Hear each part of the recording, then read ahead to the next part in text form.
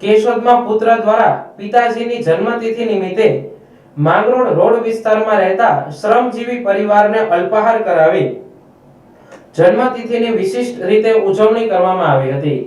આજના યુગમાં પરિવારની ભાવના વિસરાઈ રહી છે, ત્યારે કેશોદ શહેરમાં એક પુત્રએ પોતાના સ્વર્ગવાસી પિતાજીની જન્મ જયંતિની અનોખી રીતે ઉજવણી કરી હતી અને સમાજને પ્રેરણા આપી હતી।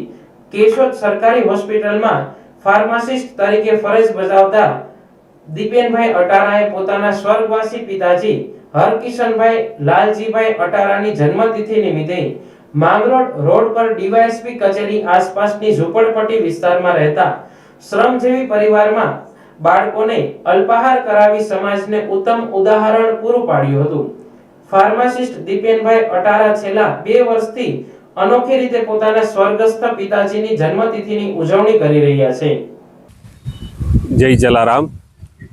આજરોજ મારા સ્વર્ગવાસી પિતાશ્રી હરકિશનભાઈ લાલજીભાઈ અટારાની જન્મતિથિ નિમિત્તે એક નવો ટ્રેન્ડ મેં ગયા વર્ષથી શરૂ કરેલો હતો। તેને અનુસરીને આ વખતે પણ જે આ ઝૂંપડપટ્ટી વિસ્તારના જે બાળકો છે એમના માટે એક નાસ્તાનું આયોજન કરેલું હતું।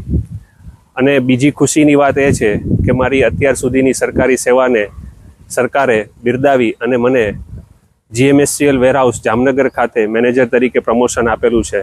આ બંને પ્રસંગોના અવસર નિમિત્તે આજરોજ ડીવાયએસપી ઓફિસની કચેરી ખાતે અહીંના જે સ્ટાફ છે તેમાં હેતલબેન ઉકાણીના સહયોગથી અત્રેની ઝોપડપટ્ટી વિસ્તારના બાળકો માટે નાસ્તાનું આયોજન કરી અને એક નવી પહેલ કરવા માટેનો પ્રયત્ન ગઈ સાલથી શરૂ કરેલો હતો। અને લોકોને પણ અપીલ કરું છું કે આપના કોઈ પણ આવા સારા નરસા પ્રસંગો હોય ત્યારે આપ કેક કટિંગના બદલે આવી રીતે સમાજમાં લોકોને ઉપયોગી થાય એમના માટે જીવન જરૂરી વસ્તુ ખવડાવી પીવડાવી અથવા તો બીજી કોઈ પણ અન્ય રીતે ઉજવણી કરો એવી અપીલ છે।